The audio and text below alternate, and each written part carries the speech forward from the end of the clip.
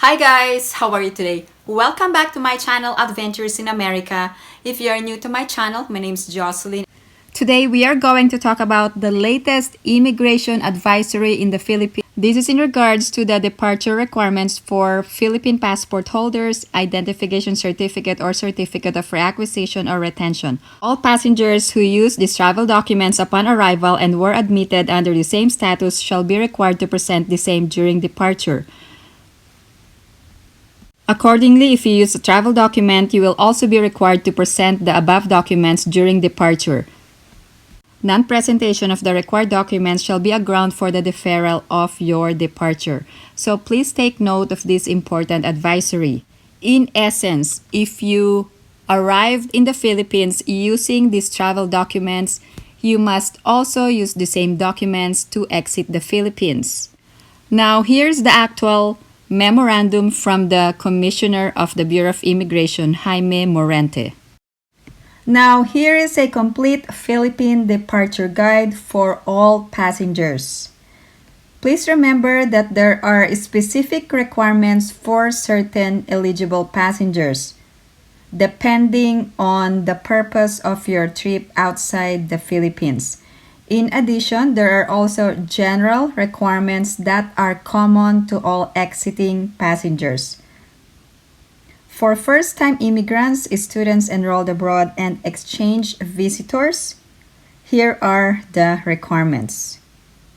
First, you must have a valid Philippine passport that is more than 6 months and beyond. In addition, you must have the appropriate visa as a student or an exchange visitor. In addition, for first-time immigrants, students, and exchange visitors, you must have a certificate from the Commission on Filipinos Overseas, which means you must have a pre-departure seminar before leaving the Philippines. You must also secure the appropriate travel and health insurance, and you can obtain this either in the Philippines or abroad. In the US, I would recommend visiting the visitor's coverage for travel medical insurance plans. Another set of passengers are outbound Filipinos for tourist purposes. There are strict requirements by the Bureau of Immigration. Aside from proving the financial capacity to travel outside the Philippines, you must also secure the appropriate travel documents before leaving the country. The first requirement is having a valid Philippine passport that is more than 6 months and beyond.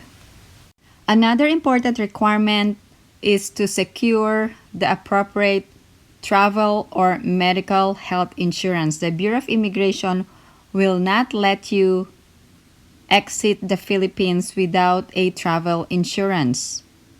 Outbound Filipinos can have two options of securing travel insurance in the Philippines or outside the Philippines. Please take note that this is not an endorsement of a travel insurance company in the Philippines, but just the necessity of securing a travel insurance. Another requirement is the possession of a round-trip ticket. Now, let's move on to the next set of passengers eligible to travel outside of the Philippines, and these are overseas Filipino workers. Here are the requirements. First, a valid Philippine passport. Second, a valid work visa and contract. Third, Overseas Employment Certificate or OEC. And fourth, Pre-Departure Orientation Seminar Certificate. The next set of passengers are dual citizens, former Filipinos, or U.S. citizens or foreign nationals. You must have a valid foreign passport or a U.S. passport. Please remember that U.S. passport holders do not need to pay a travel tax in the Philippines. Also, dual citizens, former Filipinos, or other foreign nationals do not need a travel pass from the Bureau of Immigration. There are only select foreign nationals that needed to secure the travel pass.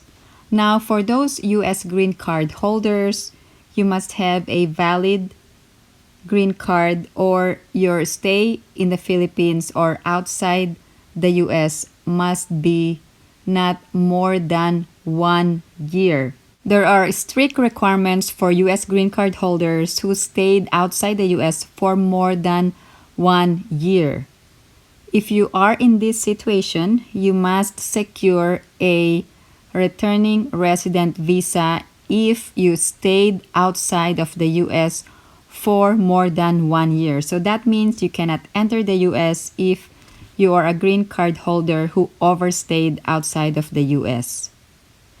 You needed to contact the nearest U.S. Embassy and apply for a returning resident visa. Now, who needs a travel pass from the Bureau of Immigration in the Philippines? There are only a select foreign nationals pursuant to the Philippine Immigration Act of 1940 and other special laws governing the visa issuing agencies. If you are a foreign national for investment purposes, you will need to secure a travel pass from the Bureau of Immigration. Now, let's talk about the Philippine Travel Tax and who needed to pay this tax upon leaving the country. Now, the Philippine Travel Tax is a levy imposed by the Philippine government on individuals who are leaving the Philippines, irrespective of the place where the air ticket is issued or form or place of payment. Now, the Philippine Travel Tax is paid by all Philippine passport holders leaving the Philippines. How much is the travel tax? For business class or economy, the cost is 1,620.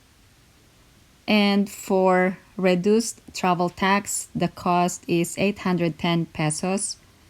And for reduced travel tax for dependents of overseas Filipino worker, the cost is 300 pesos.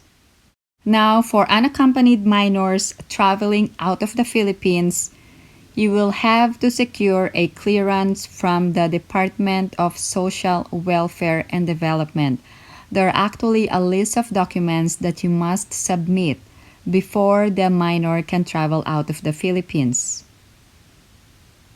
All of the information can be found at the DSW website. If the minor failed to secure a travel clearance, he or she will be denied boarding by the airline. I will send the link below in my description, the website for DSWD. Now, here are the forms common to all passengers from Philippines. First, you will need to fill out a departure card. In addition, you will also have to fill out the Bureau of Immigration's Travel Declaration Form. This is a one-page form and you must provide all the important information before leaving the Philippines. I will send the link below in my description regarding this form. Another is that all passengers must fill out and download the Traze mobile application form for contact tracing. Also, all passengers from the Philippines, if you are fully vaccinated, you must secure an international certificate of vaccination because you will need this when your destination will require you to provide proof of vaccination. You can request for an international certificate of vaccination or ICV from the Bureau of Quarantine. To book an appointment, go to www.icv.boq.ph.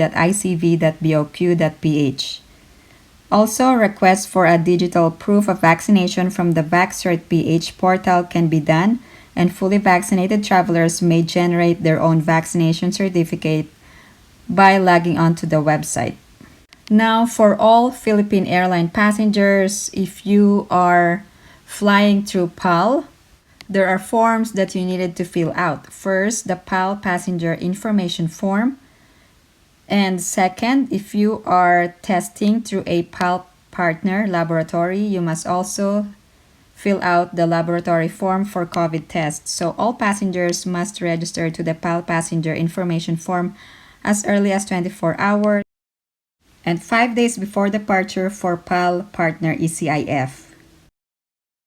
Thank you guys for supporting my channel, and if you like this video, please give it a big thumbs up. And if you haven't subscribed to my channel, please subscribe and hit that notification bell. I always welcome new subscribers.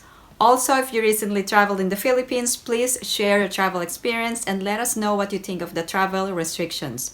If you have any other questions or comments, please post them down below and I will get back to you as soon as I can. Thank you guys for supporting my channel. I hope everyone is staying safe and have a great day.